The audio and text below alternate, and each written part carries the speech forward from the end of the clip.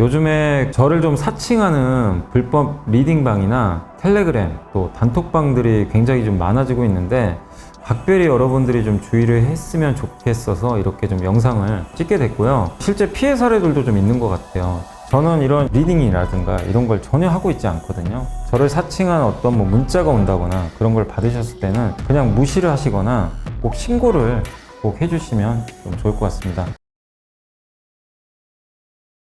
안녕하세요. 이베스트 투자증권의 염승환 이사입니다. 계좌를 신규 개설한 고객님께 요약집 주식 상품권 10달러를 드리는 이벤트를 진행합니다. 영상 하단 더 보기란을 통해 많은 참여 바랍니다.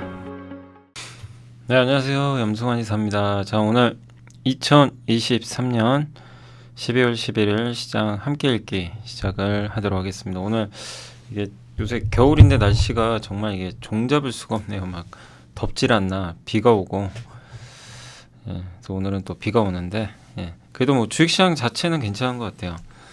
정부에서 아마 대주주 양도차익 과세도 지금 나오는 뉴스를 보면 10억에서 30억으로 상향할 가능성도 높아지는 것 같습니다. 좀 빨리 결정을 했으면 좋겠고, 어쨌든 그런 부분들은 이제 주가지수에 긍정적이고 오늘 코스닥 강세의 배경이 아닌가라고 보여지고요. 일단 먼저 보고서부터 좀 말씀드리면 오늘 뭐 가장 큰 이슈는 누가 뭐래도 LIG 넥스원이죠. 이 로봇 회사 인수했죠. 인수한 건 아니고 추진하고 있습니다. 이제 그래서 내년에 아마 최종 인수가 이제 될 것 같고, 그래서 관련된 이제 보고서들이 있어서 하나 소개해드리고요. 그다음 이제 배당 절차가 바뀌잖아요. 원래 연말까지 갖고 있으면 그냥 배당 받는 거죠. 그래서 올해는 만약에 이제 연말 배당을 내가 받고 싶으면 올해 26일 종가입니다. 12월 26일 종가에 주식을 갖고 계시면 배당을 받을 수가 있는데 이게 이제 바뀌어요. 기업마다 달라요. 어떤 기업은 내년에 주총 끝나고 확정해서 주기도 합니다.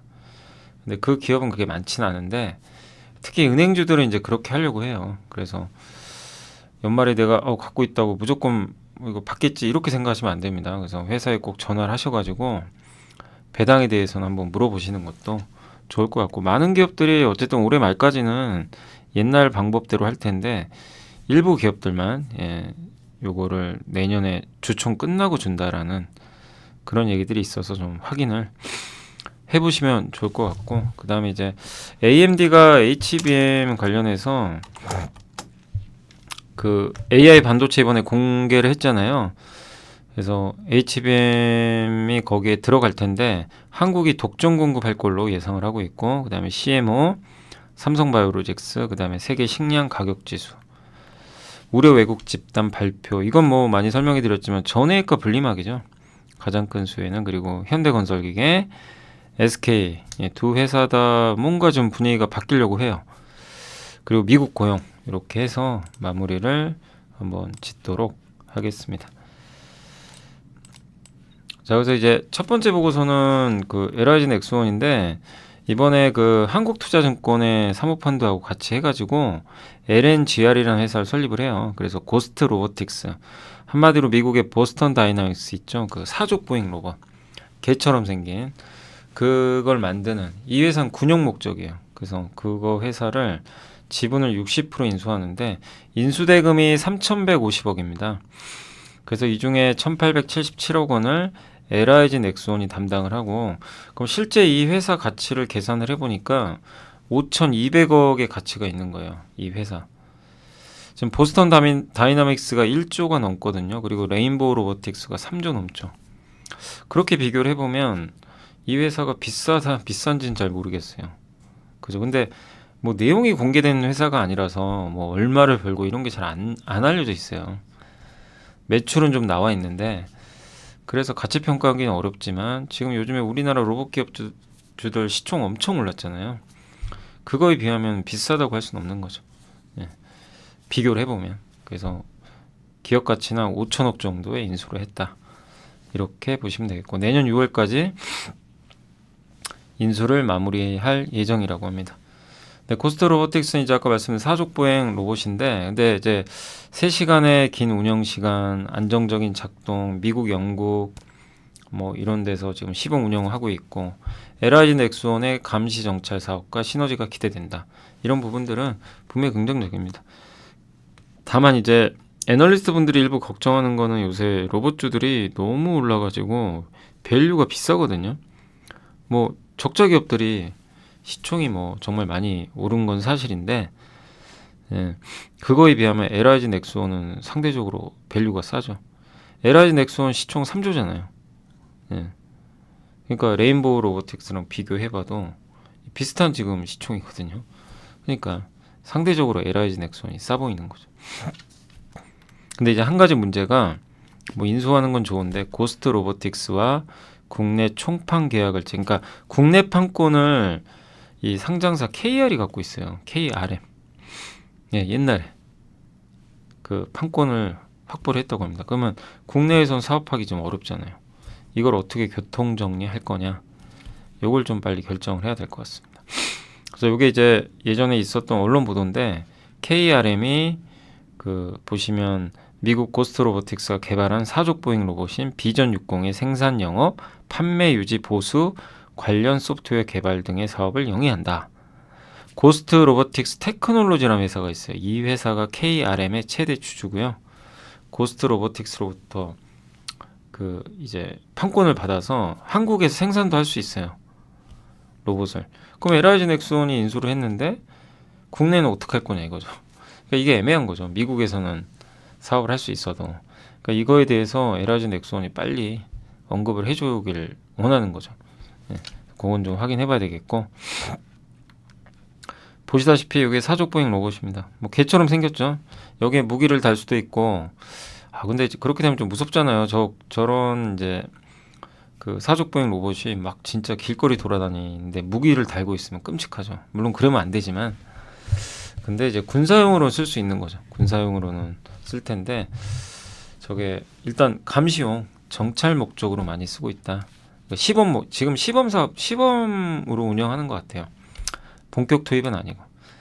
그리고 이제 NH의 이재광 연구원님은 미국 방산 시장 진출 목적을 기재를 했지만 이제 LIG 넥슨은 방산 미국 시장 진출이 목적이다 기재했지만 정확한 내용은 설명을 안 했어요. 연간 매출은 한 3천에서 4천만 달러로 알려졌는데 우리나라 돈으로 따지면 한 500억 되겠죠. 네. 비전 60은 군용으로 특화 개발 중인 이제 로봇이고 내년에 일본 자위대에도 납품을 할 계획이라고 합니다. 아까 그 내용이에요. 한국경제신문이 이제 올해 5월에 이제 언론 보도에 있었던 거죠. 고스트 로보틱스 테크놀로지가 경북 구미에 생산 공장을 짓고 있다. 그러니까 이걸 어떻게 교통 정리할 거냐 이거죠. 네, 그러니까 요거에 대한 언급을 빨리 해주면 좋겠고 아직까지 공식 입장은 없는 상황입니다. 근데 분명한 건 이번에 이제 LIG 넥슨이 이 고스트 로보틱스를 인수해가지고 뭐 당연히 어느 정도 시너지 효과는 기대가 되거든요. 근데 이제 재무 정보도 없고 우리나라에서 이미 판매하고 있는 업체랑의 어떤 그런 관계 이게 남아 있어서 이번 인수로 인한 과도한 주가 상승을 유의하자 이런 내용인데 전 다만 약간 좀 생각은 다른 건 뭐냐면 이 내용은 다 맞아요. 뭐냐면 분명히 저걸 빨리 밝혀줘야 돼요. 왜 인수를 했고 구체적으로 어떤 시너지 효과가 나오고 그죠? 저 한국 판권 문제는 어떻게 해결할 거며 이건 주주들이 알아야죠. 그잖아요. 회사가 밝혀야죠. M&A라는 건 정말 중요한 자본 배치 결정이거든요. 네, 저 돈을 투입을 했으면 주주들도 알 권리가 분명히 있습니다. 그러니까 그거를 빠른 시간 안에 뭐 IR을 하시든 밝히셨으면 좋겠고 당연히 이건 주주들이 뭐 예, 권리를 요청할 수 있고요. 알려줘야 되는 게 당연히 상장사의 저는 의무라고 생각합니다. 예. 근데 이제 주가가 오늘 급등했잖아요. 근데 이게 과도할 수는 있어요. 물론 단기적으로. 그래서 저도 이제 개인적으로는 뭐 혹시 수익이 좀 많이 나신 분들은 일부 뭐 그러니까 일부 현금하는 거죠. 그건 괜찮은데 다 정리하는 건 아닌 것 같아요. 왜냐하면 아까 말씀드렸지만 지금 레인보우가 3조인데 LIG 넥슨이 시총 3조예요.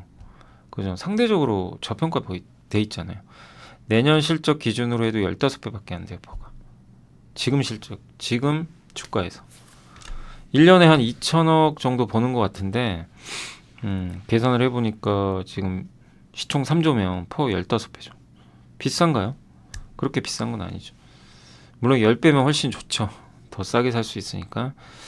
그래서 다 현금화하는 것보다는 일부만 현금화하고 나머지는 좀 장기로. 다만 이제 신규 투자는 어렵습니다. 이제 너무 올라가서 이거 투자 못 하신 분들은 아쉽겠죠. 근데 어쩔 수 없어요. 그건 뭐 이렇게 올라간 건 할 수 없는 거고, 좀 재미없었어도 그 전부터 안 좋을 때 투자하셨던 분들이 보상을 받는 시기예요. 이 인내심 발휘하신 분들이. 그래서 일부만 현금화는 괜찮지만 나머지는 계속 들고 가는 게 맞지 않나 이렇게 생각합니다. 왜? 그렇게 비싼 것 같진 않아요. 네. 다만 이제 주가 너무 급등했으니까 변동성은 주의 반드시 하셔야 됩니다. 또 만약에 저런 판권 문제나 이런 게 해결이 잘 안 되고 저 로보틱스에 문제가 만약에 생겼다, 인수한 기업, 그럼 주가는 다시금 나갈 수도 있어요. 근데 그걸 알 수가 없잖아요. 그러니까 일단 그거를 좀 빨리 회사에서 언급을 해줘야죠. 정확하게 내용들을. 그리고 DS투자증권의 남은이용건이 아까 이제 배당 절차, 그러니까 원래 이번 달 26일까지 종가까지 갖고 있으면 배당 받고 내년에 깔끔해요. 근데 바뀌어서 주주총회 이후에 배당을 결정을 하잖아요. 이사회나. 그거 보고 이제 배당금을 보고 내가 야, 이 회사 배당 이제 받아도 되겠다 결정을 하면 그게 더 합리적이죠. 근데 연말에 내가 이제 결산 배당을 받기 위해서 연말까지 주식을 갖고 있으면 그 배당을 얼마 줄지 솔직히 몰라요. 배당은 그 다음에 그러니까 주총에서 사실 대부분 결정이 되거든요. 그건 2, 3개월 동안 몰라요. 근데 나는 이 회사가 작년에 배당 수익률 6% 보장했고 작년 정도 주면 한 올해도 한 6% 나올 것 같네. 이렇게 해서 연말에 가져가는데 만약에 배당 컷을 딱 때려버렸어요. 배당을 줄였어요. 황당한 거죠. 이 정도 줄 줄 알았는데. 그러니까 약간 깜깜이죠. 근데 그걸 방지하기 위해서 3월이나 이런 주총 끝나고 배당금 결정한 다음에 배당 줄 수 있는 주주들을 선정을 해라. 예, 날짜를 정해서. 그게 어떻게 보면 합리적이에요. 사실 미국은 그렇게 하거든요. 근데 아직은 이제 시행 초기 단계고 많은 기업들은 아직 올해까지는 연말에 그 이제 배당 받는 사람들을 결정하고 내년 주총에서 배당금을 결정하는 이제 과거대로 할 가능성이 높고 아마 내년부터는 또 많이 바뀔 거는 같아요. 근데 은행은 좀 달라요. 일부 은행들이 정관을 개정해 가지고요. 주총 이후로 정하겠다. 예, 아니면 이사회 이후로 정하겠다. 이렇게 발표를 했어요. 실제 공시에. 신한지주가 2월, 하나금융지주는 1월에 배당금 관련해서 받을 수 있는 날짜를 알려주겠다고 했어요. 그러면 이 두 기업은 뭐죠? 올해 연말 12월 26일까지 주식을 갖고 있어도 상관이 없어요. 그분들한테 주식 배당을 주는 게 아니에요. 그죠? 배당이 아니고 결산 배당은 내년에 날짜를 정해서 그 날짜에 갖고 있는 사람들이 받는 겁니다. 아시겠죠? 근데 분기 배당은 그대로예요. 분기마다 주는 거는 분기 말에 갖고 있으면 배당을 받는데 그거는 안 바뀝니다. 분기 배당은 아직은 결산 배당 연말에 받는 그 배당만 바뀐다. 좀 헷갈리시죠? 그래서 여기 나와 있죠. 신한지주는 2월 중순 이후로 정하겠다. 하나금융지주는 1월 하순 이후에 공시해서 날짜 정해드리겠다. 그럼 그거 보고 날짜 보고 아 내가 전날까지 갖고 있으면 되겠구나. 기준일 이틀 전입니다. 헷갈리시면 안 돼요. 영업일수 기준으로 뭐 예를 들면 2월 5일이면 2월 3일날 갖고 계셔야 되고 주말 껴있으면 주말 다 건너뛰고 이틀 전이에요. 2월 5일이 월요일이에요. 그러면 2월 이틀 전은 2월 3일이죠. 그죠? 토요일이죠. 예. 그날이 그러니까 이틀 전이면 언제죠? 예. 원래 기준으로는 예. 월요일이면 토요일인데 영업일수 기준이에요. 그래서 이틀을 앞으로 가야 돼요. 그래서 만약에 그 2월 5일이 월요일이면 2월 언제죠? 저도 날짜가 헷갈리네요. 아무튼 목요일날 갖고 있어야 돼요. 그 전주 목요일날 갖고 있으면 받을 수 있는 거죠. 아무튼 이제 주말은 또 제외를 해야 되니까. 아무튼 이제 그때 가서 또 저렇게 정해지면 저도 한번 이제 또 체크를 해서 볼 예정이지만 일단은 좀 헷갈릴 수 있다는 건 여러분들이 염두는 꼭 해두시면 좋겠습니다. 저게 은근히 좀 헷갈릴 수 있습니다. 그러나 어쨌든 이 두 기업은 이렇게 정해놨으니까 이 두 기업의 배당을 받고 싶으신 분들은 연말 배당 올해 말까지 갖고 있건 안 갖고 있건 상관이 없다. 그 갖고 있다고 배당 주는 거 아니다. 그렇게 좀 말씀드리겠습니다. 그리고 한번 회사에 전화해 보시고요. 그다음에 AMD가 HBM 한국 독점 공급 예상한다고 하는데 뭐 이거 지난주에 공개했죠. 그래서 엔비디아보다 성능이 좋은 것 같고 엔비디아 H100과 유사한 MI300X는 마이크로소프트, 오픈 AI, 오라클, 델, 시스코 여기 10개사가 채택을 할 예정이라고 합니다. AI 반도체 시장 규모는 23년 450억 달러에서 27년 4천억 달러로 약 4년 만에 9배 성장할 걸로 지금 전망을 하고 있고요. HBM은 2.5배 정도 생산 능력 아마 증가할 걸로 전망을 일단 하고 있습니다. 그래서 이제 내년에 본격적으로 삼성, 하이닉스, 마이크론이 이제 공격적인 증산이 들어가거든요. 그래서 HBM에 관련된 기업들은 계속 눈여겨 보셔야 되고 아직 끝난 건 아니에요. 여기에 마이크론도 들어갑니다. 근데 이제 요 보고서에선 마이크론은 좀 후발주자로 크게 뭐 성과를 못 낼 것 같은 좀 뉘앙스예요, 사실. 수율 문제도 있어서. 그래서 아마 이번에 AMD에는 삼성과 하이닉스가 전량 공급하지 않겠냐 이렇게 보고 있습니다. 그러나 뭐 내년 돼봐야 되니까 그건 뭐 우리가 확정 지을 수는 없는 것 같고요. 어쨌든 분명한 건 이렇게 새로운 반도체가 나오면 HBM은 들어가는 거죠. 또 내년에 새로운 세대의 제품이 나오니까. 그래서 삼성과 하이닉스의 내년도 AI에 대한 기대감은 여전히 유효하다라고 보시면 좋겠습니다. HBM3가 이제 공식적으로 이제 그 하이닉스가 양산을 해서 들어가고 있는데 삼성은 4분기부터고요. 근데 진짜 승부는 HBM3E 5세대 4세대 제품인가요? 5세대인가? 요 제품인데 요게 이제 내년 1분기에 삼성이 양산 들어가고 하이닉스는 2분기. 요게 이제 진검승부가 내년부터 펼쳐진다. 예, 결국 엔비디아를 잡아야죠. 엔비디아를 잡는 자가 승자가 되겠죠. 왜냐면 AMD는 아무래도 엔비디아보단 점유율이 떨어지니까요. 그러나 AMD도 하나의 축이 될 가능성이 있기 때문에 긍정적이다라고 봐야 될 것 같습니다. CMO는 이제 약을 위탁 생산하는 건데 이게 글로벌 기업들이 많아요. 경쟁사가. 삼성바이오로직스도 개인 투자분들이 굉장히 많이 투자하신 기업으로 제가 알고 있거든요. 강연에 다니면 거의 자주 물어보시던 기업 중에 하나가 삼성바이오입니다. 참.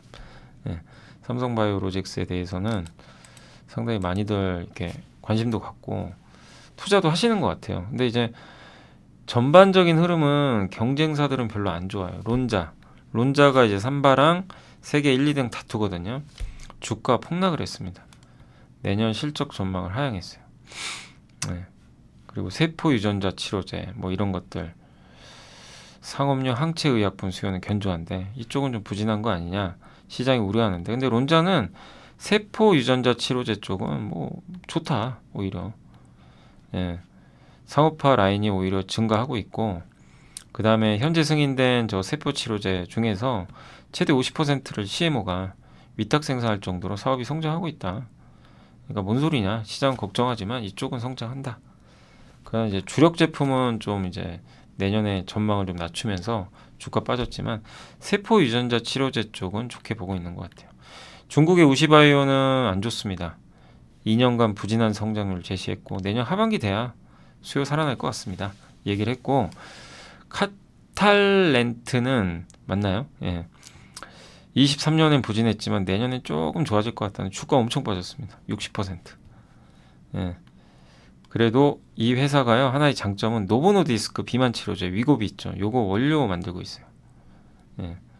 그래서 이제 카탈렌트는 그 점에 있어서는 좀 약간 요 비만 치료제로 성장할 여지는 좀 일부 있는 것 같고요. 후지필름은 이제 저 후지필름이 저는 바이오 사업 하는지 몰랐는데 예, CMO 사업 하는 것 같더라고요. 근데 실적 꾸준하다, 좋다. 다만 여기는 또 세포 유전자 치료제는 별로 안 좋다. 그러니까 여기 론자는 세포 유전자 치료 괜찮다고 하는데 후지필름은 이거 좀 부진하다. 서로 좀 말이 달라요. 다나오는 예, 내년에 다시 성장할 것 같다. 예, 중국은 좀 부진하다. 어비드 바이오 서비스는 그래도 세포 유전자 치료제 쪽 괜찮다. 핵심 사업으로 육성할 거다. 그러니까 서로 막 다르죠. 한쪽은 뭐 세포 유전자 좀 안 좋다, 부진하다. 이쪽은 좋다, 뭐 성장 육성하겠다. 약간 이제 서로 그 분위기들은 좀 다르게 움직임이 나오는 것 같습니다. 자, 그리고 삼성바이오로직스는 그럼 뭐냐? 23년도 실적이 상향된 유일한 기업이에요. CDMO 중에 위탁 생산 중에 3개월마다 실적 가이던스 상향하고 있고 여타 경쟁사들과는 다르고요. 상업용 항체 의약품 생산에 집중한 삼성바이오로직스의 전략과 사공장 조기 가동 효과에 따른 것이다. 예, 그러니까 집중도 잘했고 사공장이 이제 가동되면서 수익성도 좋아진 거죠. 예, 그리고 그 CDMO 중에서 전 세계 이제 그 회사들 중에서 바이오로직스 이 항체 의약품 쪽 비중이 높다 보니까 성장도 높게 나오고 있는 것 같습니다. 내년에도 높은 매출 성장을 예상한다. 근데 주가 안 가요. 예, 왜 그럴까요? 아니 이렇게 단단한데 물론 경쟁사들 주가 폭락할 때 안 빠졌어요. 그건 굉장히 긍정적인 부분이지만 다만 이제 투자하신 분들은 많은 분들이 그러죠. 야 이거 100만 원 언제 가지? 막 이 생각들 하고 계실 거예요. 근데 가려면 이 조건이 나와야 된대요. 숫자 조건 이거 다 알겠다. 그 다음에 플러스 알파를 보여달라. 왜 그러냐면 주가가 비싸기 때문에 그래요. 삼성바이오는 싼 기업은 아니에요. 그죠? 밸류가 높으니까 이미 이 뛰어난 재무 성과는 주가에 반영이 됐고 이걸 뛰어넘는 뭔가를 보여달라는 겁니다. 그러면은 그 여러 가지가 있는데 경쟁사들이 또 증설하면 공급과잉 이슈 생기잖아요. 그럼 경쟁사들이 증설을 할지 이런 부분들하고 알츠하이머 치료제 위탁 생산 그 다음에 저거 위고비 같은 비만 치료제 위탁 생산 그 다음에 ADC 예, 요거 수주할 가능성이 있느냐 뭐 이런 이제 여러 가지 것들인데 요런 이제 새롭게 성장하는 분야에 대해서 삼성바이오로직스가 위탁 생산 수주를 할 수 있느냐 수주를 보여달라는 거죠. 그런 게 보이면 움직인다는 얘기예요. 그러니까 이제 그게 안 보이면 주가는 정체될 수 있습니다. 그러니까 어떤 내용인지 아시겠죠? 그래서 나쁘다가 아니라 지루할 수 있다는 거예요. 뭔가 좀 저런 게 안 보이면. 그리고 경쟁사들 다 안 좋거든요. 그러니까 삼성바이오는 그래도 굉장히 견조합니다. 좋지만 한 단계 레벨업을 위해선 뭔가 수주가 좀 필요하다. 새로운. 예. 근데 그런 게 좀 저도 좀 나왔으면 좋겠고 뭐 알츠하이머 치료제 항상 많이 거론되는데 수주가 좀 강하게 하나 나왔으면 좋겠고 비만 치료제도 되면 좋죠. 한번 그런 기대감들은 한번 갖고 있어야 되겠지만 언제 될지 모르는 게 좀 약간 힘든 점인 것 같습니다. 그래서 보유 전략은 괜찮은데 여기서 뭐 언제 갈지 모르잖아요. 주가가 싼 것도 아니고 그러니까 보유 전략으로만 보는 게 지금 맞는 것 같아요. 그 다음에 이제 저희 당사의 오재용 연구원님이 세계 식량 가격 지수가 전체적으로 부진합니다. 근데 설탕은 엄청 올랐어요. 근데 이거 설탕 오를 거 우리 알고 있지 않았나요? 기억 안 나세요? 올해 연초에 저희 당사에 있었던 최진영 연구원님이 엘니뇨 올해 온다. 그래서 원당 가격 급등할 거다. 사탕수수, 설탕 대신에 밀 가격은 빠질 거다. 이걸 예측하셨죠? 기억나세요? 정확히 맞췄어요. 실제로 이게 엘니뇨가 오면 설탕 산지가 그 가뭄이나 이런 게 생겨가지고 생산이 잘 안 됩니다.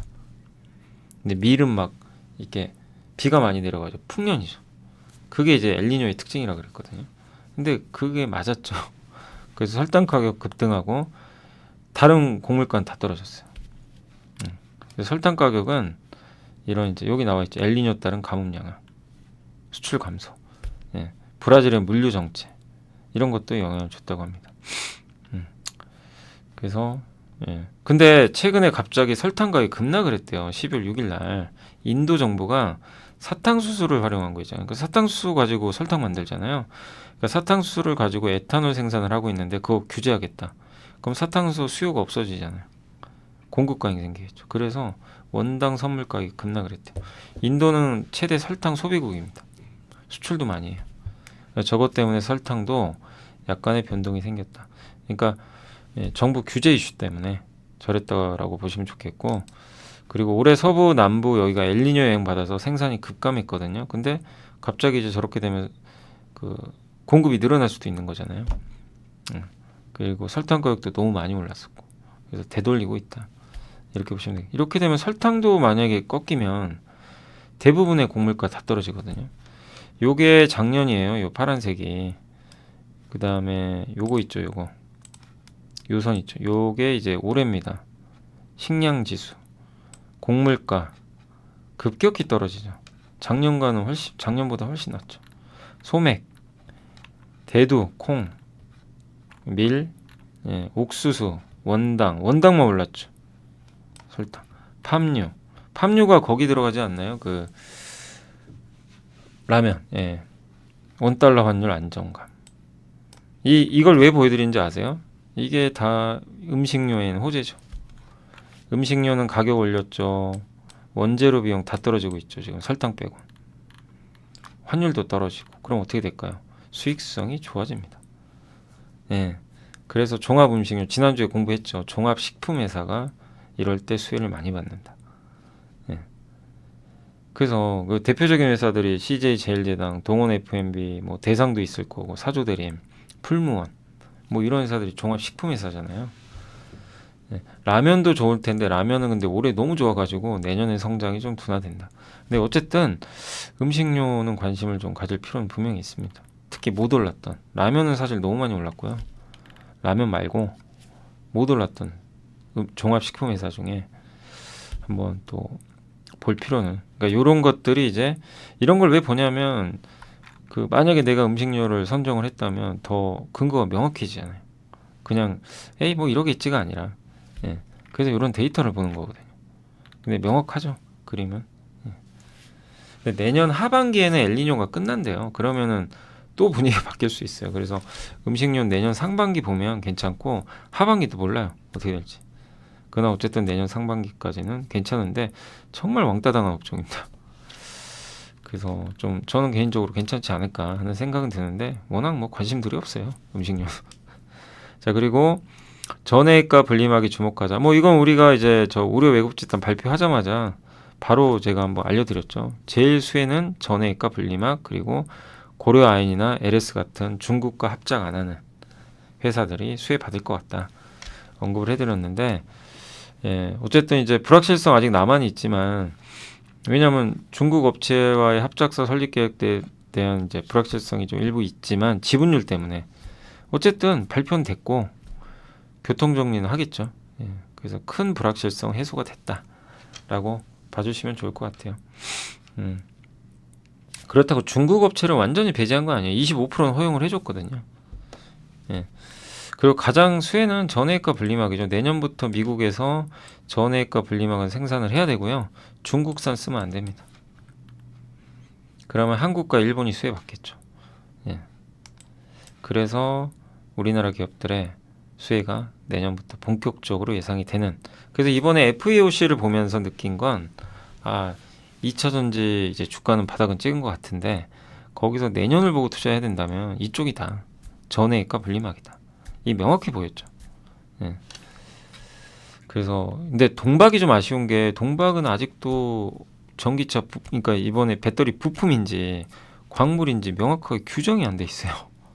저걸 배터리 부품으로 넣어주잖아요. 그럼 동박도 전해액이나 분리막처럼 호재입니다. 왜? 미국에 생산을 해야 돼요. 중국이 못 들어가요.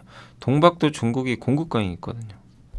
근데 저거를 아직 명확하게 동박은 결론이 안 났어요. 그러니까 저게 좀 아쉽고, 저거를 좀 미국에서 빨리 동박도 내줬으면, 배터리 부품으로 내주면 전해액과 그 분리막처럼 확실한 수혜가 예상이 된다.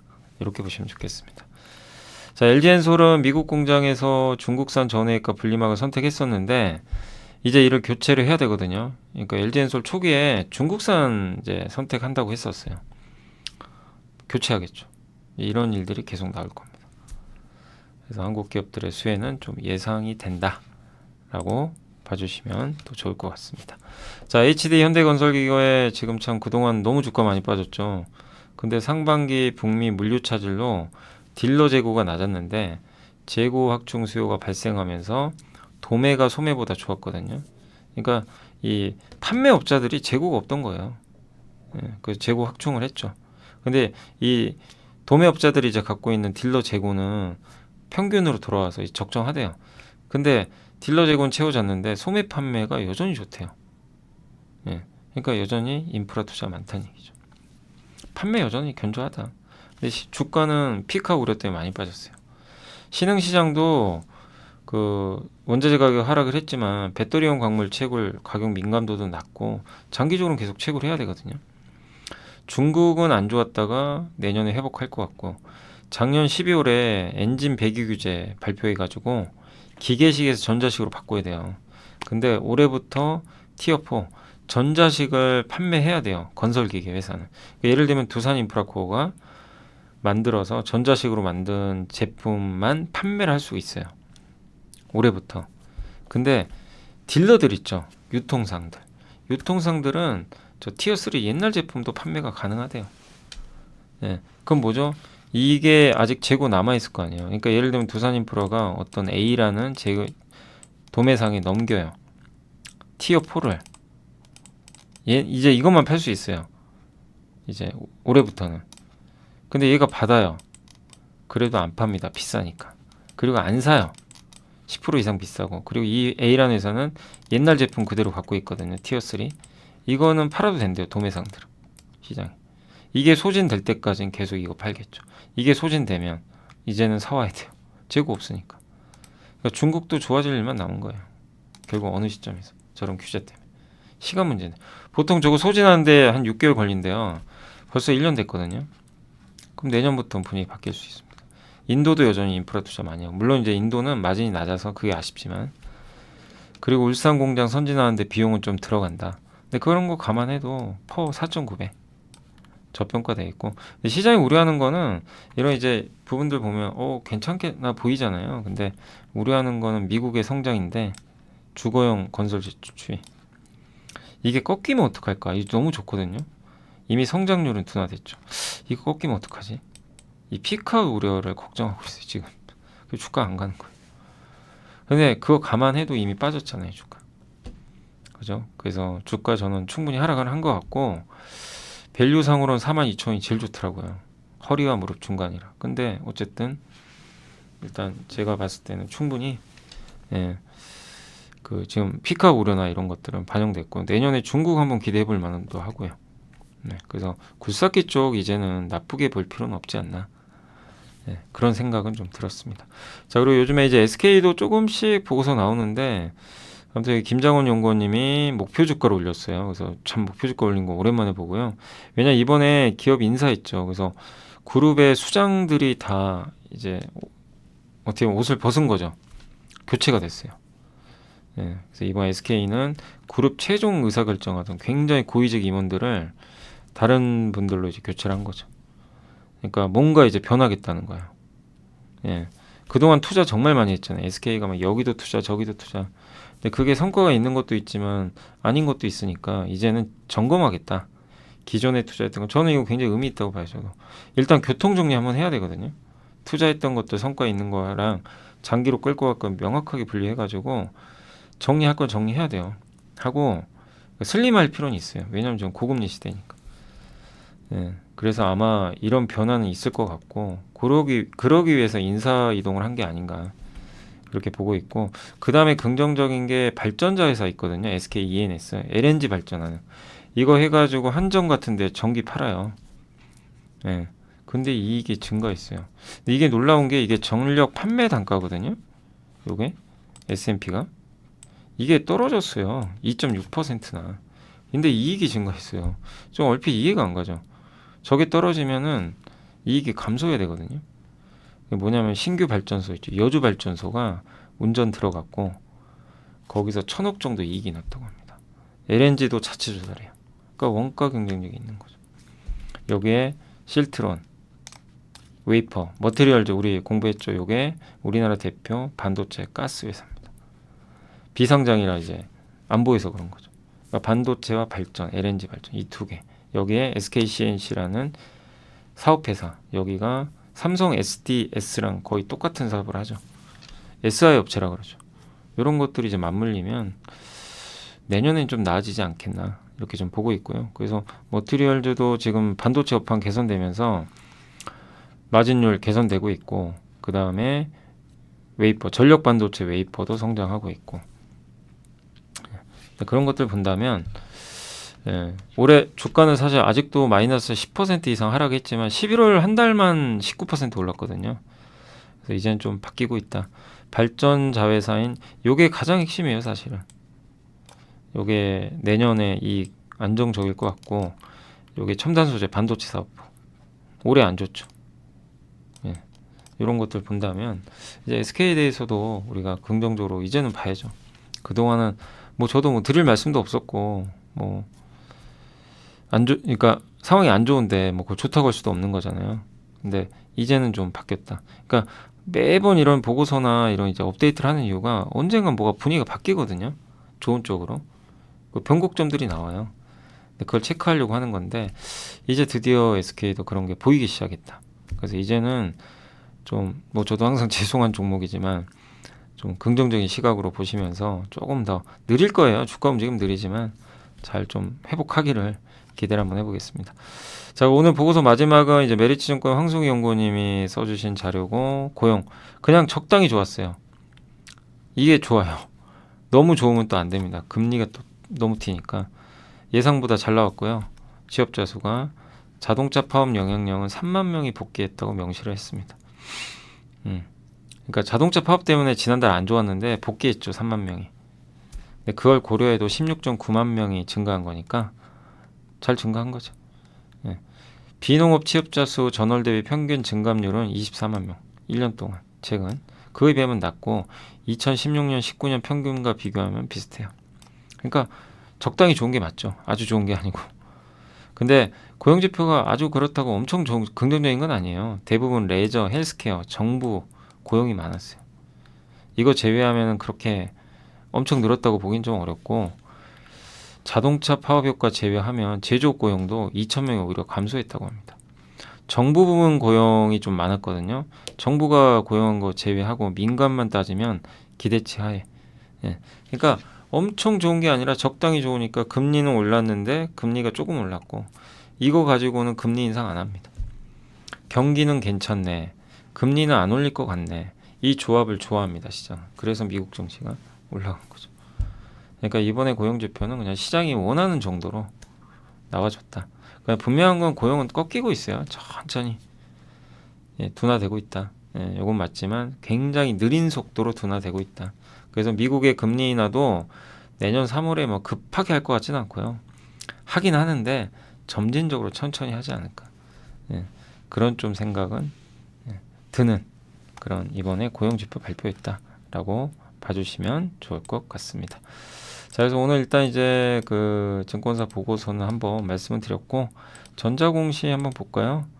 현대무벡스라는 기업이 이제 한국타이어 미국 테네시 공장 있죠. 거기 물류자동화 설비 수주를 했다고 하니까 참고하시고 하나시스템이 이게 정확하게 어떤 내용인지 몰라요. 근데 이제 회사에 전화 한번 해보시고요. 원래 적에도 위성이나 뭐 이렇게 K2 전차 아세요? 거기 조준경 있죠. 조준경. 그거 조준경 이렇게 맞춰야 되니까 그런 거 만드는 회사인데 이번에 정부 연구기관이니까 아마 연구 목적용인 것 같긴 한데 거기에 금액이 꽤 커요. 3,300억, 하나는 300억. 그 다음에 여기 또 하나 있습니다. LIG 넥스원에 공급하는 거예요. 이 물량도 있어요. 이 세 개를 한 번에 그냥 공시가 나와서 의미가 있었던 것 같아요. 하나는 정부, 하나는 LIG 넥스원. 그리고 LIG 넥스원은 이제 두 개의 호재가 떴는데 여기 있죠. 요거는 이제 아까 설명드린 로봇 회사 인수한 거고. 그 다음에 위성 레이저 체계 조립하기 위해서 신규 시설 투자도 공시를 했어요. 위성과 레이저 요거 조립하는 시설입니다. 그래서 대전 하우스 부지 내에 조립동을 구축한다라고 보시면 좋을 것 같습니다. 그래서 투자까지 하다 보니까 시장에서 환호를 오늘 한 것 같습니다. 그러니까 공교롭게 방산주들이 지난주 금요일 날 공시가 좀 많았고 12월 8일 날은 이제 서부 T&D의 승만호 사장님이 일부 내부자 매수가 있었고 오랜만에 대한약품의 이윤우 회장님도 근데 꾸준히 사시는 것 같아요. 1,100만 원 내부자 매수가 있었다라고 말씀을 드리면서 일단 오늘 공시까지 전달해 드렸고 이제 장이 아직 조금 남았는데 제가 끝나면 바로 그 시장 또 한번 읽어 드리도록 하겠습니다. 안녕하세요. 이베스트 투자증권의 염승환 이사입니다. 계좌를 신규 개설한 고객님께 요약집 주식 상품권 10달러를 드리는 이벤트를 진행합니다. 영상 하단 더 보기란을 통해 많은 참여 바랍니다. 네, 그리고 이제 장이 지금 방금 이제 끝나 가지고요. 좀 시장 말씀드리면 오늘 코스피는 아침에 갭 상승 후에 좀 밀렸다가 다시 올라왔고요. 지금 여기 분홍색 선 보이시죠? 여기 201선인데 사실 201선이 이제 뭐 저도 뭐 차트를 그렇게 많이 설명 안 드리지만 가장 중요한 이평선이죠. 1년 이평선이에요. 1년.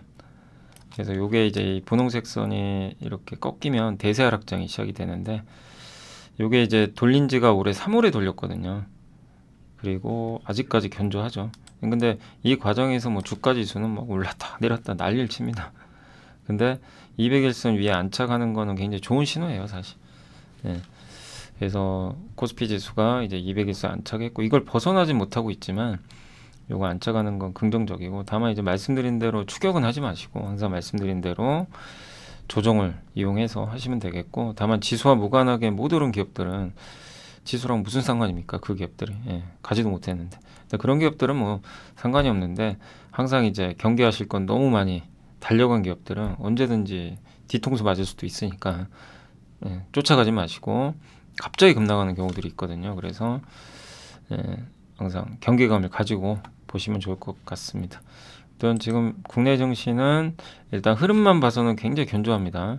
견조하고 방향성은 아직 크진 않지만 모양으로는 굉장히 좀 견조한 그런 모습이고 코스닥 같은 경우는 지금 주가가 어쨌든 급락 후에 충격을 좀 받았다가 코스피보다는 좀 약해요. 사실 워낙 많이 빠져가지고 그러나 이제 코스닥도 뭔가 점진적으로 좀 그 위로 가기 위한 준비는 하고 있는데 여기에 이제 정부의 양도 차익 과세 대주주 10억이잖아요. 그것만 좀 결정을 빨리 해준다면 연말까지는 뭐 긍정적인 흐름도 나올 수 있습니다. 근데 그게 안 된다면 물량이 나오면서 연말장이 또 없을 수도 있어요. 그러니까 굉장히 다른 것보다 코스닥은 세금 문제가 가장 중요한 지금 변수라고 생각을 해주시면 좋을 것 같습니다. 오늘 일단 외국인들 매수 들어왔고요. 막판에 좀 사더라고요. 장중에 좀 팔다가 막판에 샀고 기관도 샀습니다. 그리고 오늘 섹터 쪽으로는 일단 양조암호 관련주들이 오늘 급등했고요. 초전도체, 영상, 뭐 드론, UAM 관련주들 또 오늘 증강현실 관련주도 세더라고요.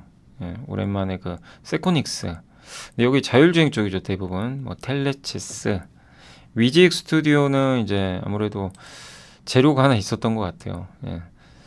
그래서 좀 상한가에 가버렸고 또 오늘 영상 쪽 관련된 기업들 AR 관련주 엔터주들 근데 엔터주들에서는 TN엔터하고 일부 기업들이 급등을 했고 CJ ENM은 좀 아까 재료가 나온 것 같더라고요. 외국 그 미국 그 제작사 있잖아요. 피프티 시즌 아무튼 그 회사 일부 지분을 투자하려는 또 투자자가 있다고 하더라고요. 그래서 아마 그 지분 일부를 이제 매각을 하면 현금이 좀 확보가 되겠죠. 그래서 아마 급등한 것 같아요. 그래서 아마 그 호재가 아닌가라고 생각돼요. 여기 있네요. 일본의 토호가 2,900억 투자한다. 그러니까 이건 굉장히 가뭄의 단비 같은 소식이죠. 그래서 일단 지분 유치를 하게 되면 투자금이 들어오니까 이 부분이 이제 CJ ENM 주가에 호재로 작용을 한 것 같습니다. 다만 오늘 뭐 엔터주들은 크게 뭐 좋지는 않았고요. YG는 오히려 4% 급락했고 SM도 좀 부진했던 것 같습니다.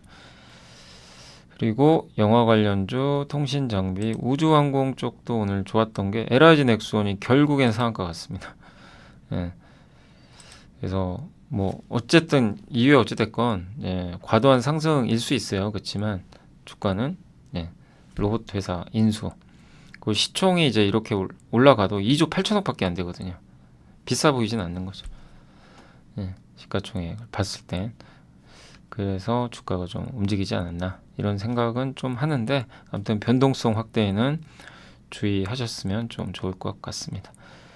오랜만에 카지노도 좀 괜찮았고 스마트 팩토리, 방산주가 일단 뭐 급등할 수밖에 없었죠. 이쪽이 LIG 넥스원의 호재가 나오다 보니까 로봇주들도 좀 일부 움직였고 그리고 아까 세코닉스나 뭐 이런 기업도 움직이다 보니까 오늘 오랜만에 파이nem텍도 그렇고 휴대폰 부품 회사들도 주가 흐름이 견조했다라고 말씀을 드리겠습니다. 카메라 모듈, PCB, 스마트폰 관련된 기업들이 오늘 주가 흐름은 상대적으로 좋았던 것 같습니다.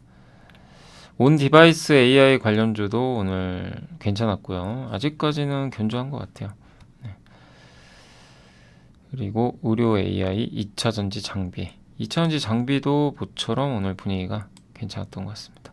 다만 오늘 좀 빠진 쪽은 이쪽 뭐 폐렴 쪽 있죠. 폐렴 쪽하고 요소수. 최근에 이슈로 급등했던 쪽 있잖아요. 가상화폐. 이쪽은 다 급락했고, 건설주도 HD 현대산업개발이 최근에 굉장히 많이 올랐는데 오늘은 5% 이상 급락을 했습니다. 그리고 뭐가 있나요 또? 네. 백신주 좀 빠졌고, 조선주도 오늘 좀 부진했고요. 2차 전지 셀도 부진했습니다. 대부분 좀 마이너스 기록했고, 큰 하락은 아니에요. 게임주들도 오늘 일부 크래프톤은 좋았지만 위메이드가 좀 빠지다 보니까 약간 부진했던 흐름으로 갔고, HBM 관련주도 오늘 좀 부진했습니다. 제노셈이 오늘 좋았고요. 제노셈 우리 한번 지난주에 공부해봤죠. 금요일날 한번 해봤는데 주가가 빠진다면 또 충분히 매력은 있는데, 오를 때는 말씀드린 대로 쫓아가지 마시고 또 기다렸다가 대응해 보시면 좋겠고요. STI가 오늘은 좀 빠진 것 같습니다. 그리고 뭐 크게 빠진 건 없어요. 마지막으로 시가총액 상위 기업까지 한번 보고 마무리하겠습니다. 일단 오늘 시총 상위 기업 중에서는 셀트리온이 이번 주에 이제 15일까지 뭐죠? 셀트리온 헬스케어가 거래가 되고, 이제 셀트리온 헬스케어는 역사의 뒤안길로 사라집니다. 15일까지 거래되고 다음 주부터 거래 정지 없어져요. 셀트리온 헬스케어 이제 거래 정지되고, 내년 1월에 셀트리온과 이제 합병을 해요. 그렇기 때문에 이제 셀트리온 주식과 더해지는 거죠. 그렇게 보시면 좋겠습니다. 근데 어쨌든 이제 덩치가 좀 커지니까 수급 이슈가 좀 있어서 오늘 주가가 6% 가까이 또 오르지 않았나 이렇게 보고 있고, 아무튼 셀트리온 주가에는 긍정적으로 작용을 하고 있는 것 같습니다. 두산로보틱스, 에코프로머티, LG이노텍. 에코프로머티는 결국엔 특례 편입이 결정됐습니다. 코스피 200에. 그래서 아마 내일 모레죠. 내일 모레 종가에, 아니 목요일날 종가에 아마 펀드 자금들이, 그러니까 추종 자금들 있죠. 미리 편입할 수도 있고요. 어쨌든 종가 기준으로 편입이 되니까 참고하시면 되겠고, 근데 저 이벤트가 끝나면 좀 변동성 확대될 수 있는 거 염두에 두시고요. 삼성 SDS가 드디어 17만 원을 넘어갔고, 오랜만에 LG노텍에 좋은 분위기를 연출했습니다. 하이닉스도 오늘 좋았고요. 반면 오늘 좀 빠진 쪽은 고려아연이 저는 개인적으로 괜찮은 것 같긴 한데 계속 좀 빠지고 있고, 2.9% 추가로 빠졌고요. 한미반도체 좀 빠졌고, 코스모 신소재, 현대오토에버 뭐 이런 기업들의 주가가 일부 빠졌는데 뭐 그렇게 크게 리스크 요인은 좀 없었던 걸로 판단을 하고 있습니다.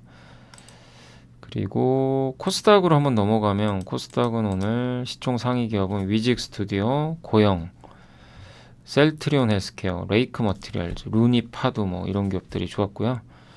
로봇주들이 확실히 좋았네요. 그리고 리노공업, 온디바이스 AI, JNTC는 화웨이에 납품하는 기업이죠. 이 기업도 주가가 좋았고, 그리고 에코프로비엠, 원텍, 파라다이스, 제이오도 정말 꾸준히 올라가는 것 같습니다.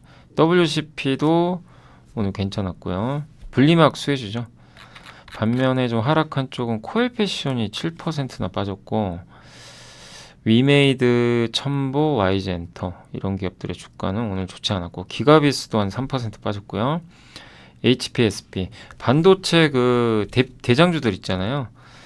이쪽은 오늘은 좀 주가가 부진했던 하루였던 것 같습니다. ISC도 빠지고, 반도체 소부장에서 시장을 이끌던 기업들은 약간의 조정이 좀 나왔다라고 보시면 좋을 것 같습니다.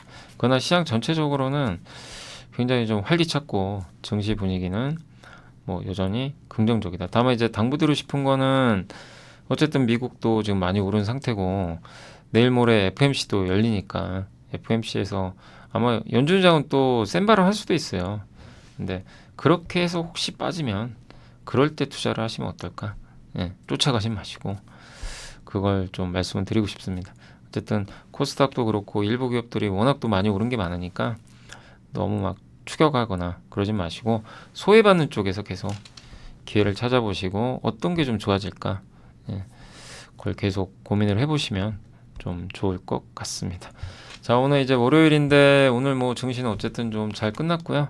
내일도 뭐 큰 이슈는 없는 것 같아서 뭐 내일도 이런 분위기 이어질 것 같고, 마지막으로 삼성전자가 이제 73,000원 다시 지금 이렇게 올라왔거든요. 근데 전자가 이제 고비죠. 여기거든요, 여기. 요걸 넘어서면 증시가 위가 열릴 수도 있어요. 이게 삼성전자가 가면. 근데 이걸 못 넘어가고 있어요, 아직까지. 그래서 요게 변수는 맞습니다. 그러면 개별주는 재미가 없을 수도 있어요.